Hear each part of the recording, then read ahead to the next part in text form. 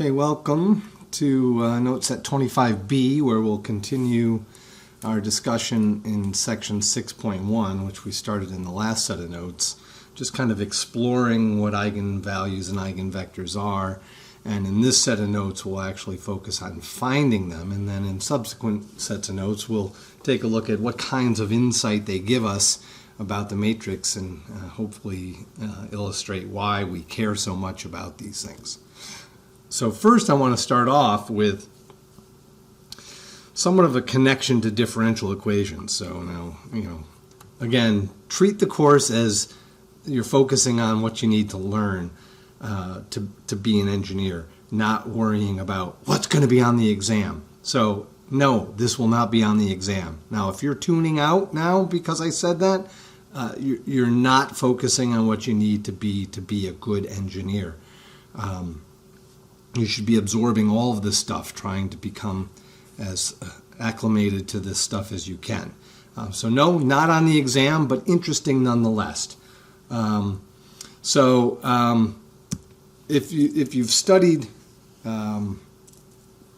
differential equations, this will make sense to you. If you haven't, you'll still be able to get something out of it. So we've already seen that the concept of an eigenvalue and eigenvector comes from this setup here.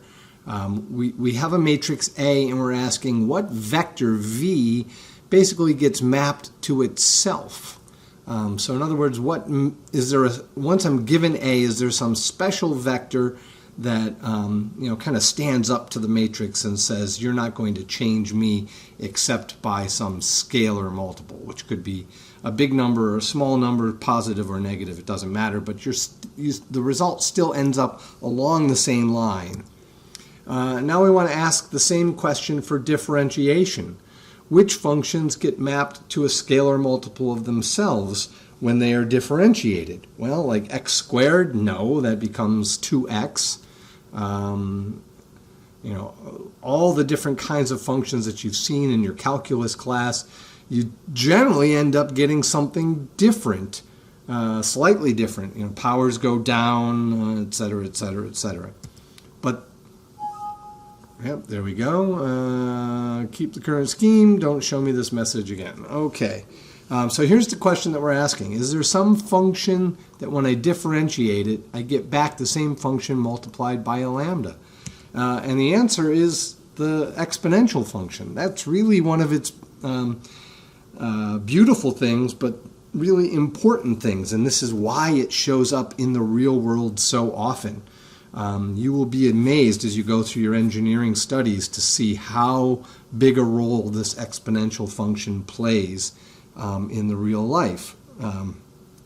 One of those roles should be in your financial savings. If you put a chunk of money into some kind of investment and you don't do anything to it, but it earns interest, it will grow exponentially. And so it plays a big role there. If you've ever seen, in your circuit study, maybe you've already taken circuits, maybe you haven't. But when you do study circuits, when you look at capacitors, if you charge up a capacitor, it'll hold some charge, it'll have a voltage on it, and then you discharge it through a resistor, you will find out that the shape of the waveform as it discharges, that the voltage value will decay exponentially. And you will also discover that exponentials show up all over the place. So if you take a slinky, stretch it down and let go of it, it will oscillate, but the extent of its furthest excursion, if you were to kind of map that out over time, would go exponentially. And there's a reason for all of this. And it all ties back to this.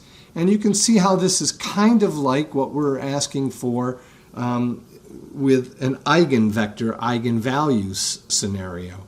And you can see that the lambda, the thing that plays the eigenvalue role, is just any number that sits in front of x. So in this case, lambda is assumed to be a number, x is assumed to be the variable. And it is this property that drives the reason why exponentials end up being solutions to so-called homogeneous differential equations. So if you are studying circuits, you may have already written a KCL equation for the capacitor discharging through a resistor with some initial voltage V across the resistor, or I'm sorry, across the capacitor, and then as it discharges through the resistor, the solution is a decaying exponential.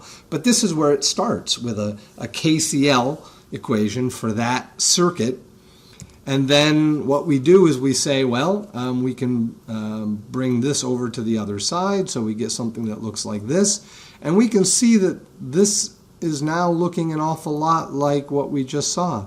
So what voltage V that when differentiated just ends up being negative 1 over RC times itself? Well, it's the exponential.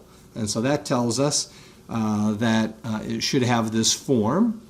And why do we end up with a V here? Well, that's because we said that it was initially charged up to a voltage V. So at time equal to 0, this part here is just equal to 1, and so the voltage has to be equal to V, so we need the constant V out in front.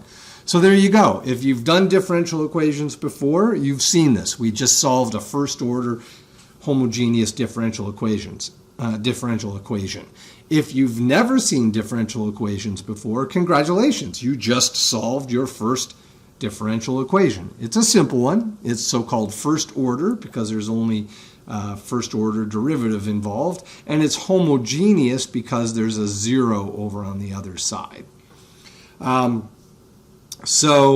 this shows that exponentials show up a lot.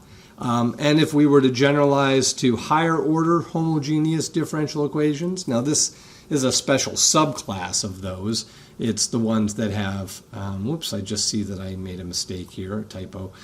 This should be n minus 1 here. I'll try to remember to fix that in the notes. So every derivative, well, we have the order of derivative all the way up to order n. So this is saying the nth derivative, the n minus 1th derivative. It's not raised to the power. The first order derivative, and then this is the 0th order derivative. And you can see that we have coefficients out in front, and those all add up to be 0. So this kind of differential equation shows up in all sorts of electrical circuits, control systems, network theory, all sorts of places, electromagnetics, all sorts of electrical and computer engineering problems start at this position with something like this. And a lot of what we do in our field is try to come up with ways of understanding how these things work and simple ways to quote-unquote solve them, but more importantly, understand why they work the way they work. And the first thing that we need to understand is that exponentials play a huge role in this. So we're going to hypothesize that there is a solution to this that looks like this. And we're going to sub it in and try to find out what values of lambda do we need to make this work. And it will turn out that this form will be a solution, but only for certain values of lambda.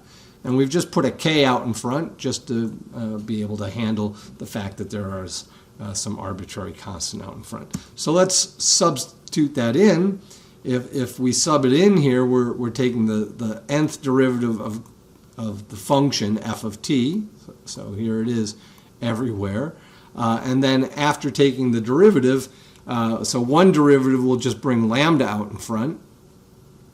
And so there it is. I've put lambda to the 1 to call attention. Here we didn't do anything because there's no derivative to do. In the second derivative term, I would differentiate once to get a lambda, differentiate again to get a lambda squared, so I would have a lambda squared. And so if I've done this over, and again this should have a negative 1 here, and a subscript of n minus 1. So if I take the derivative n minus 1 times, I will have a power of lambda to the n minus 1. And after I take the derivative n times, I'll have a power of lambda to the n. Let me clear some of this ink off.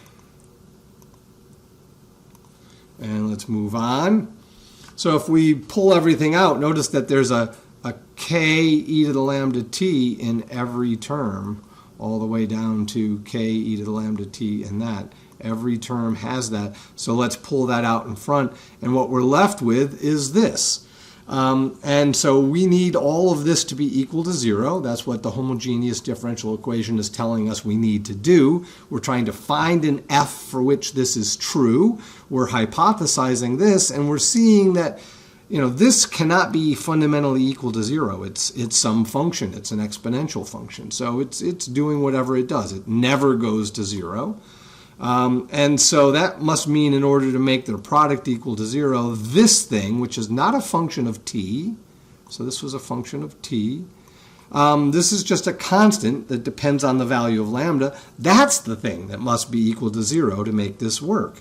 And so now we see that only certain values of lambda work. So k e to the lambda t is a solution only if lambda is one of the roots of this characteristic polynomial. And there will be n roots. So there will be n possible solutions here. And if you think back to your differential equations class, what you did was you hypothesized that you would have to have a combination of all n of these possible solutions. And there were some subtleties when the roots were repeated, but we're not going to worry about that right here. The key is that this looks an awful lot like solving for eigenvalues, as we'll see. We've already talked about finding the roots of a polynomial, that a minus lambda I gave us a polynomial in lambda. Hey, we're getting that here. So and this connection is more than just a coincidence. There is some very serious fundamental connections between differential equations and eigenvalue, eigenvector problems. Now, we're not going to get into those connections, but I just wanted to motivate that idea. So as you go through your studies, look for these kinds of similar things. Sometimes there's some real serious connections, and sometimes it's just like an analogous scenario, but keeping those things in your mind is a good idea. All right, enough with differential equations. This is linear algebra. Back to eigenvalues. So here's the formal steps for solving this. We are trying to find two things. We need to find the x, and we need to find the lambda, such that when we put x into A, we get lambda times x out. So let's first rewrite this equation. We're just going to swing this over to the other side. So this 0 over here is actually a vector 0. So what we've got is some matrix. So this is a matrix. It happens to depend upon which lambda I pick. But so for each lambda, I'll have a slightly different matrix there. But imagine for a given lambda, I've got a matrix, and I'm trying to find a lambda such that there is a non-zero vector x, such that it maps to the 0 vector over here. So in other words, the eigenvectors make up the null space of this matrix. Now remember, there's not just one of these, there's one of these for every different lambda. So think of lambda as a little dial. Every time you change the lambda dial, you're going to get a different matrix. Some of those will be such that there is a non-zero null vector in the null space. Some of those values of lambda are not such that you'll have that. The null space will just be the 0 vector, and that is not an interesting lambda. That's not an eigenvalue. So if there is a non-zero solution, remember the only time that is true is when this matrix is not full rank or singular, and we said that a matrix is non-singular when the determinant is non-zero, but it will be singular when the determinant is 0. So that tells us we need to look at the determinant of this to find out which values of lambda will even make it possible to find such an x. That's the idea of an eigenvalue. So we set the determinant of this equal to 0. And when we do that, we get the so-called characteristic equation. You know, there's a reason why it's called this here, and it's called that same thing over in the homogeneous differential equations. That characteristic equation in homogeneous differential equations, you set that characteristic polynomial that you get by plugging in the exponential into your differential equation. You get that characteristic polynomial, you set it equal to 0 to find the roots. There's your characteristic equation. And so the number lambda is an eigenvalue of A. This should be if and only if this thing is singular. So in other words, all the values of lambda that make that happen. Some values of lambda will make that happen, other values of lambda will not.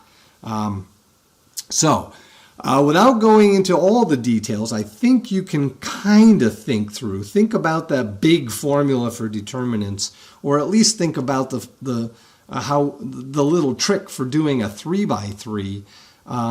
You should be able to imagine that what you'll get is, from taking the determinant of this thing, an nth order polynomial. And it looks just like the characteristic of a differential equation. So eigenvalues are roots of this characteristic polynomial. So that tells us that when A is n by n, it's going to have n eigenvalues. Now, just like we can have repeated roots for the characteristic polynomial of a differential equation, we can have repeated eigenvalues. But we still have to count them, because technically we say an nth order polynomial has n roots. If any of them are repeated, we can't just say, well, there isn't n roots.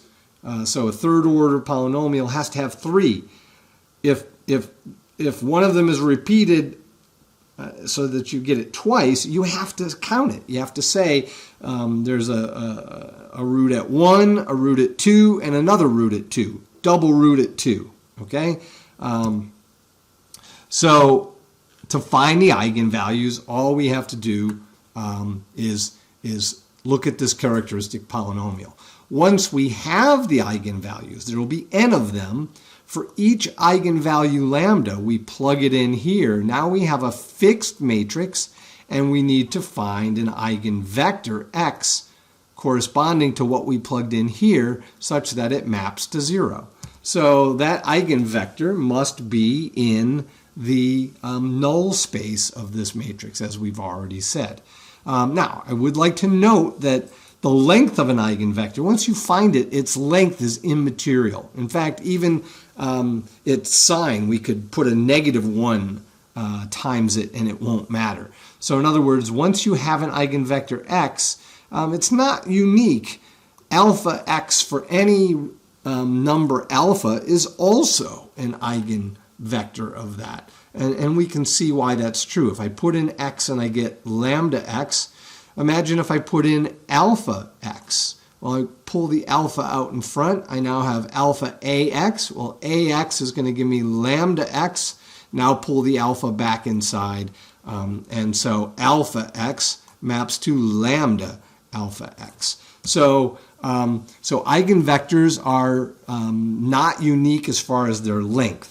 So they define a direction, but no length.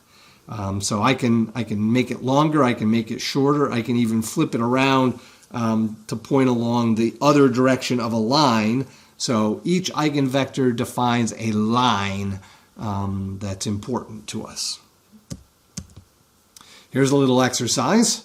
Find the lambdas and x's, so find the eigenvalues and eigenvectors of this matrix. So if you want to stop, give it a shot, give it your best try, and then come back, by all means do that. Okay, so hopefully you gave it a shot. So we look at this and we see, in this case, A is already singular, right? The second row is just a multiple of the first row. And that's just a passing observation. What matters to us is this matrix now.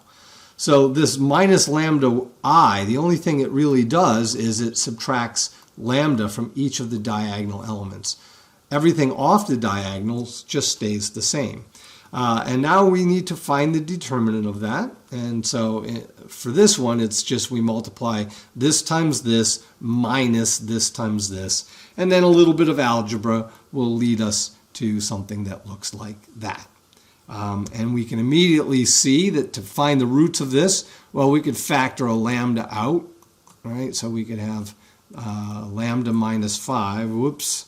Let me clear that off. We could have,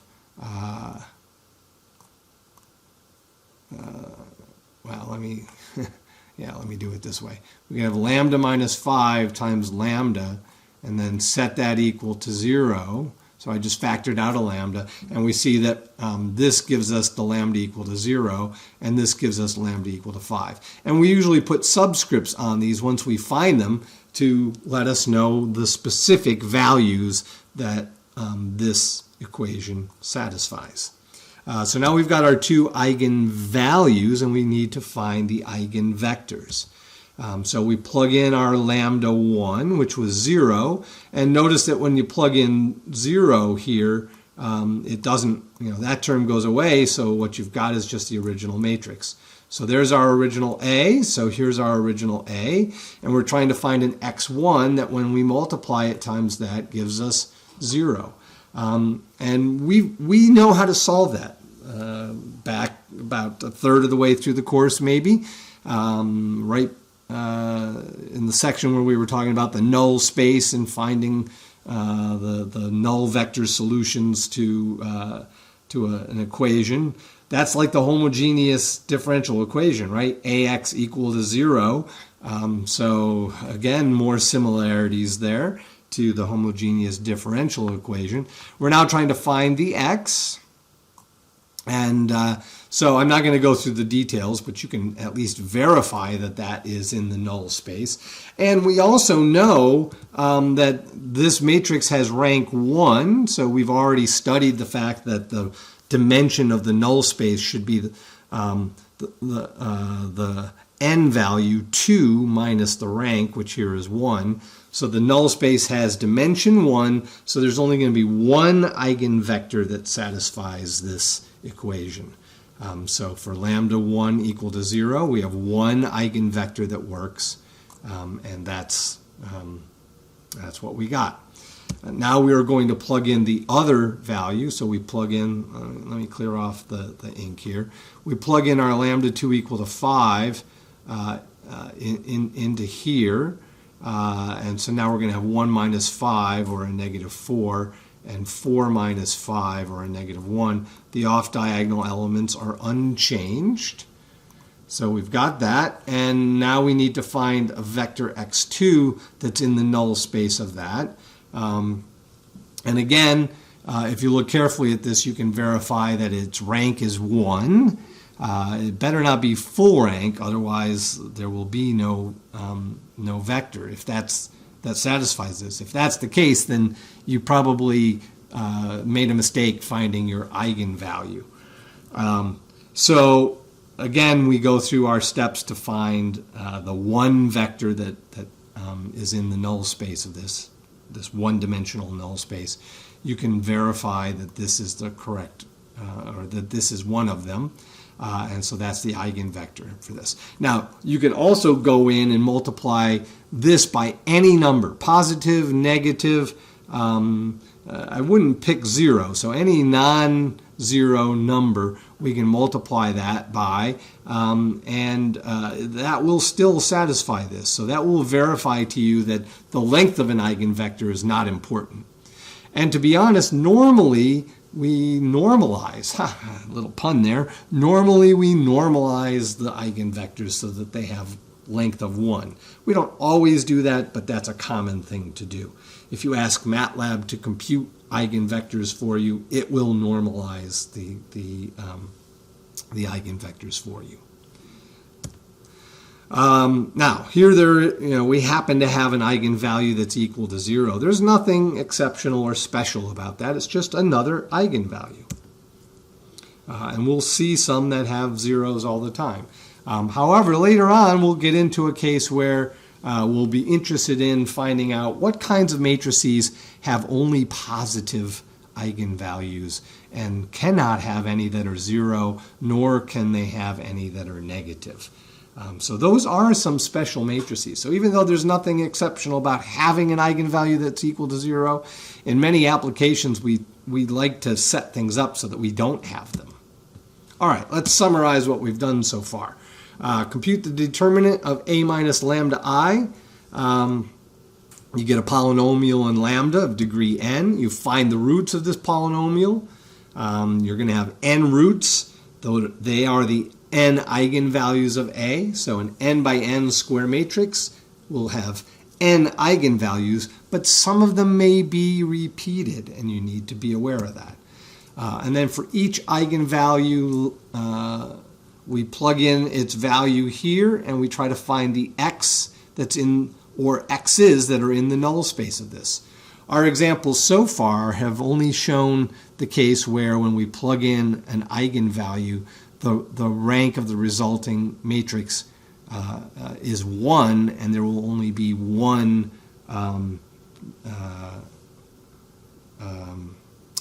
the dimension of the null space ends up being just 1. So that's the only case that we've seen so far. But that's certainly not the only case that we can have. Now, if you want to compute eigenvectors with MATLAB, so you should know how to do simple cases by hand, if for no other reason than to understand what it is that you're finding. But for more complicated scenarios, we've got a nice command, EIG, and the simple form is to just say E is equal to EIG, and that will just compute the eigenvalues of the square matrix. Now, if you put in, two output arguments, V and D, I suppose you could keep it as E if you wanted to. Now it's going to produce, in this case, E is a vector that contains the eigenvalues. Here we will get it as a diagonal matrix. And we'll see later why we want this as a diagonal matrix. That diagonal matrix will play an important role. In MATLAB, they call it D. In our math, we'll call it lambda. MATLAB, it's not easy to write a capital lambda in your code, so they used D. And you can see that this ends up being a matrix whose vectors are in the columns of that matrix. And so if you take the original matrix X, we've been using A, so if that makes you feel better, convert that to A. Convert this to A. So if you take A times V, what you're doing is passing that A through every column of V, and then every one of those columns gives you an eigenvalue times the corresponding column. And you can verify that this structure, with D being diagonal, with the eigenvalues on the diagonals, in fact does do that. You can verify that using the rules that we learned about matrix times matrix multiplication. And I would encourage you to do that, at least for a simple case. Okay, so eigenvalues play an important role, and they will tell us important things about the matrix. Well, so do pivots. Pivots tell us an important thing about the matrix. They tell us something about the rank. They tell us how to solve for the solutions of equations. They are part of what we need to know about in order to solve for the null space of a matrix, all of that stuff. So these are both important things. So it would be nice to have some connection between them. And there's good news and bad news about that. So here's the bad news first. If I do elimination, which is our process by which we discover what the pivots are, it doesn't preserve the eigenvalues. So if I convert A into some upper triangular matrix, the eigenvalues of A and the eigenvalues of U will be different. So the triangular U actually has its eigenvalues on the diagonal, but they are different than the eigenvalues of A. So that's the bad news. So basically, you can verify that eigenvalues are changed whenever we multiply or whenever we do any kind of row elimination. And so, here's a case where we can illustrate that. So this A matrix would be converted into this U matrix, and you can verify that they have different eigenvalues. But now the good news.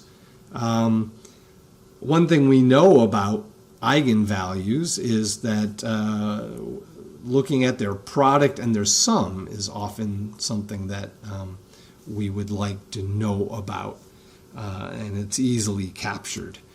So here's some useful checks. The product of the n eigenvalues equals the determinant. So that's an interesting result. So if you want to know what the product of the eigenvalues is, just find the determinant. And we also know that the determinant of A and the determinant of U are equal to each other. In the example we were just looking at, that's equal to 0, but this is not true in general. But determinant of A is equal to determinant of U is definitely always the same. And it's equal to the product of the eigenvalues. If we wanted to know the sum of the eigenvalues, and sometimes that is something that's worthwhile knowing, all we need to do is add up all the diagonal elements. You see 1, 1, 2, 2, all the way out to n. So you got your A matrix. You just go and add up all the elements down the diagonal. And we have a special name for that. That's called the trace. So if you compute the trace of A, you've just found the sum of the eigenvalues. So calculating eigenvalues takes an awful lot of effort, and sometimes we just can't really spend all that effort, and maybe we don't really need to know everything about the eigenvalues. We just maybe want to know that they're positive, and later we'll talk about something called positive definite matrix. So these tricks can sometimes be useful for that. And so down at the bottom here, I just defined the concept of trace. So trace of A is just equal to the summation of the diagonal elements of A.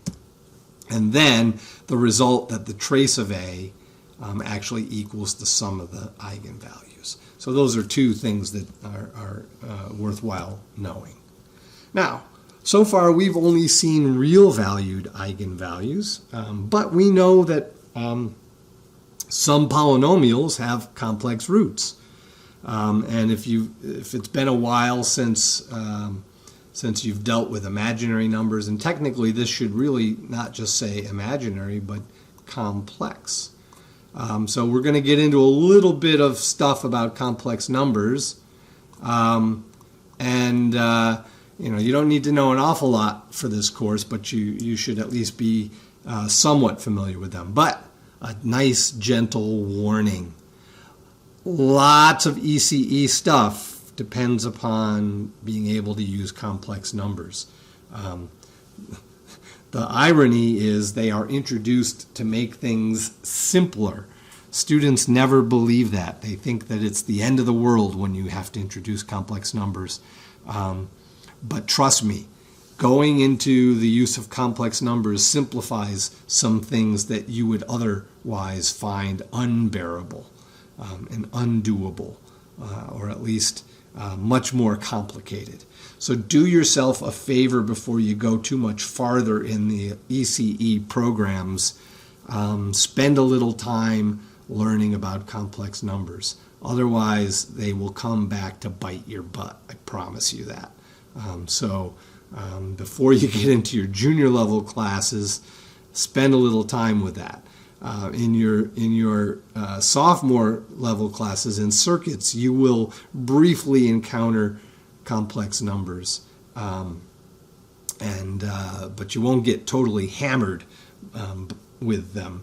But you'll see them. But then junior year, you'll see them a lot, and it's absolutely crucial that you learn how to deal with them. Here, we're just going to briefly touch on them.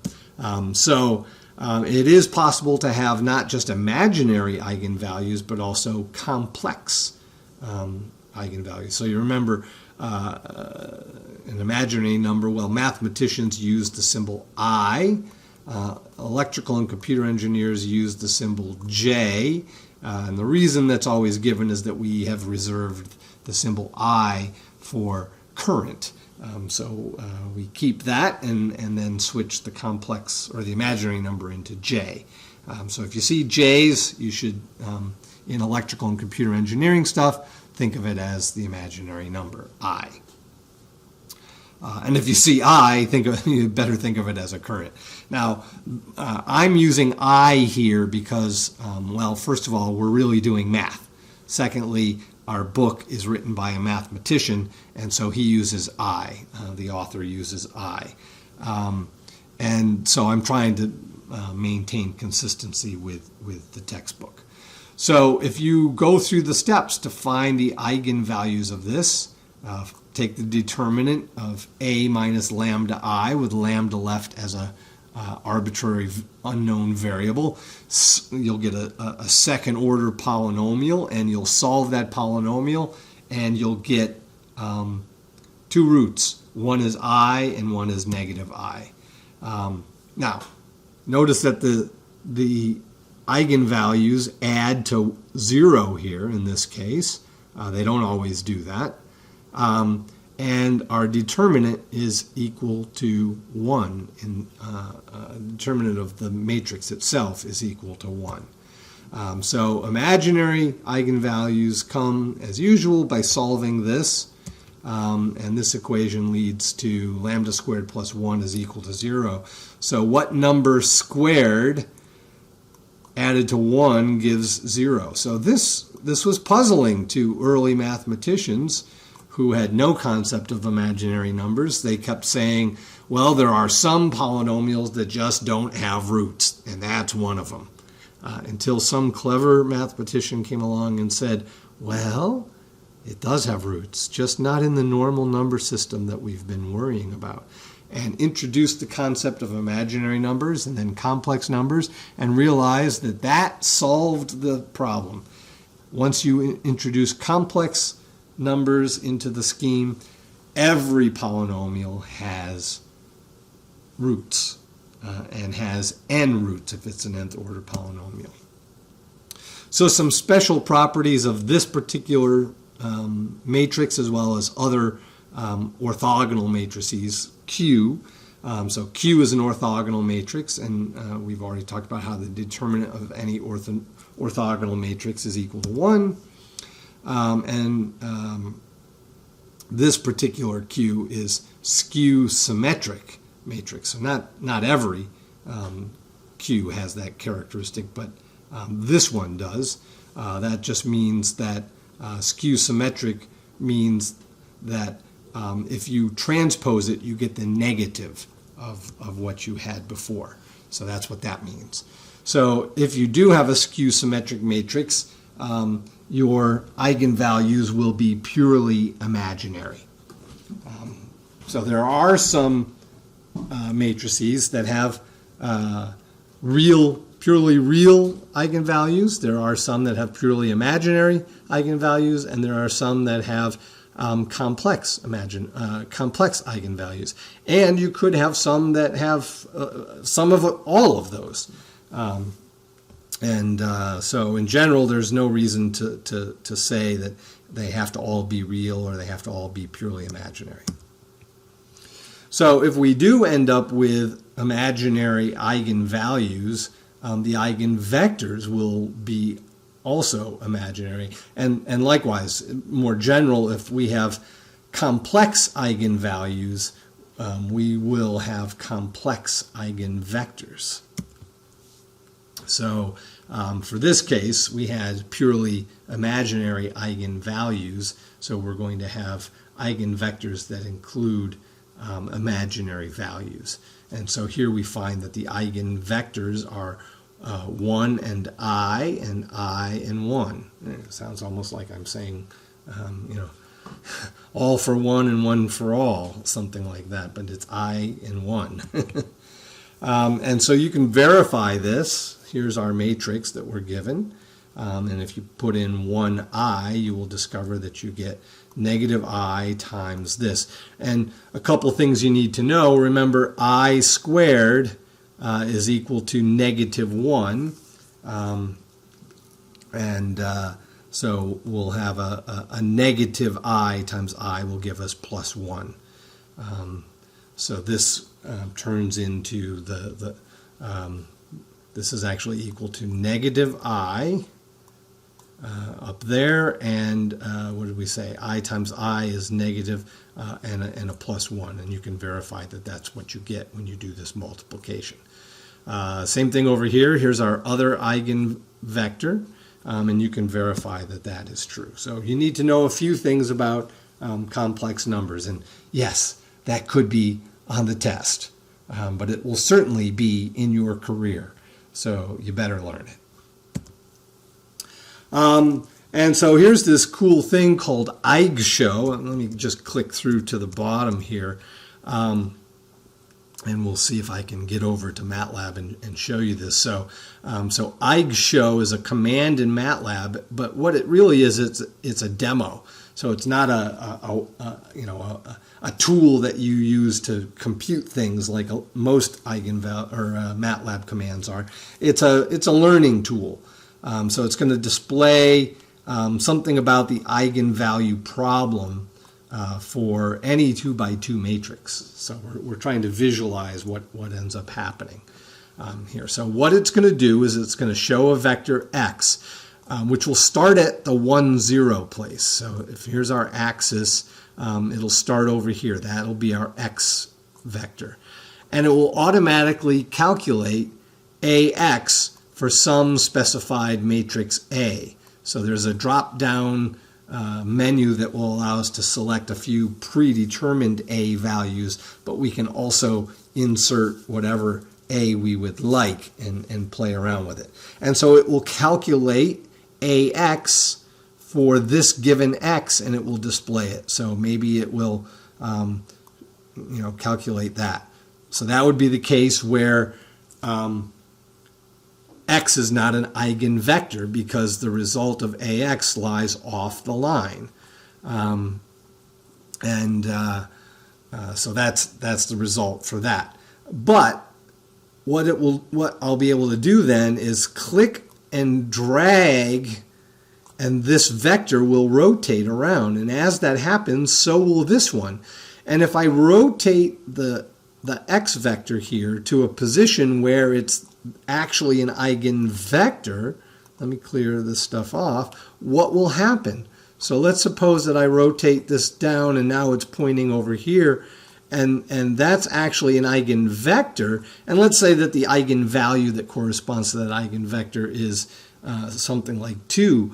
The AX that will get displayed will be up here. So at least for the real eigenvalue, real eigenvector case, we can see when this happens. When they align like that, that'll be the eigenvector, and we can compare their lengths to see what the eigenvalue is for that.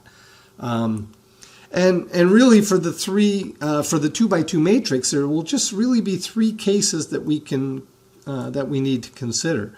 So there could be no real eigenvectors, and so in that case, AX, as we go through, AX will either stay behind or ahead of X. It'll never happen that as we sweep X around that they end up lying on top of each other, because we can't really show that case, because in this plane we're never hitting an eigenvector because the eigenvector lies in a complex domain, and we're not seeing it here. And so there are 2 cases that they have in the drop-down menu that will allow us to look at that. Another case is we've got real eigenvectors, real eigenvalues, but there's only one eigenvector rather than there being 2 independent ones. And we'll study the ins and outs of this as we go into the next set of notes. But there will be a case where there's only one line of eigenvectors, and that's particularly unusual. but it does happen, and that will be the case for this matrix. And then there will be a case where the eigenvectors, there will be two of them that are in independent directions. And that's the most typical case. So let me see if I can get us over to where we need to be. I totally have forgotten how to do this. Let's see, Control Tab. Is it just Tab? Alt-Tab. There we go. Alt-Tab. I'm going to, oh, I just did it. There it is. Okay. So there is that. Let me close my browser there so that's one thing that we don't have to go through. So you can see I've already done help EigenShow, and it kind of gives you an idea of what it's doing. And it's showing here that if I do EigenShow A, it will use whatever A I pick. But if I just type EigenShow, it'll come up with the ability to see, to pick some predetermined matrices. So let's go to EigenShow, and up comes this little window, and let's see, can I make it bigger? Yes, I can make it bigger. And so here's my drop-down menu. So here's one of them, which is 1, 3, 4, 2 divided by 4. So we can, here's my x, and for that x, the result is ax over here. So let me sweep this through this way. Let me take it up this way, and you can see that it traces out the tip. And notice how they're coming closer together, and right there they are aligned. So x, let me back this up. So x is this long, and ax is this long. So the eigenvalue for this eigenvector looks like it's a little bit more than 1. And then if I continue on with this, you can see that ax goes in the opposite direction, and I go all the way around. Notice the x is staying the same length, and now they're aligned again. And so you can see that. And then I get over here. Really that eigenvector and this eigenvector over here, those are really the same eigenvector, right? Because I can multiply by a negative number. So where's the other one? Well, that's over here. So when they are perfectly aligned in the opposite direction, there we have that. And so now that case, we have here the eigenvector lies over here, and the result of it lies over here. So that's a negative eigenvalue.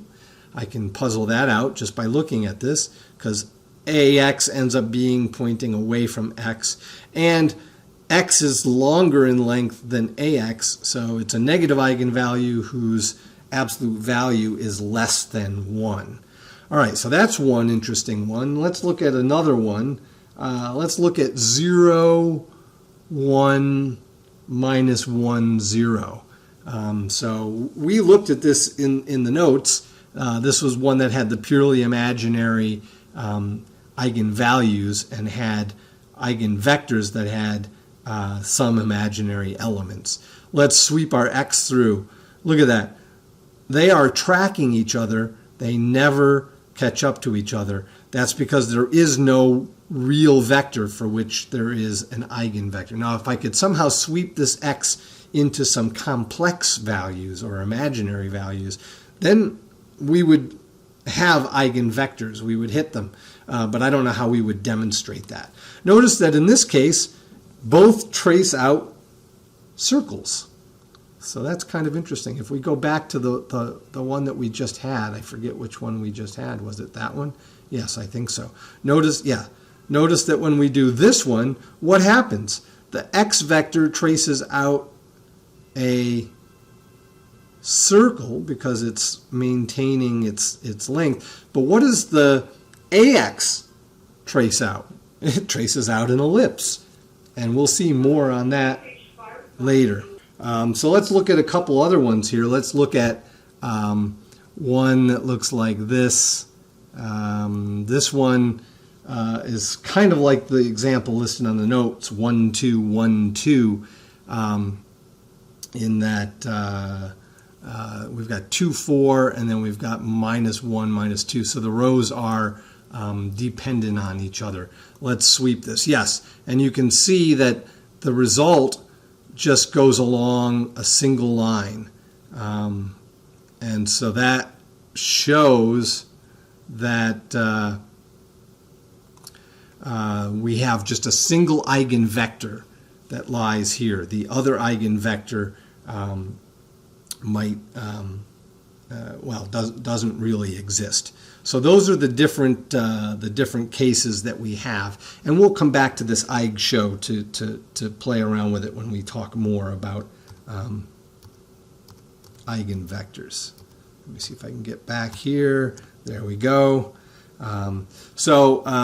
Hopefully this was kind of interesting. You can play around with EigenShow, and we'll see you in the next set of notes.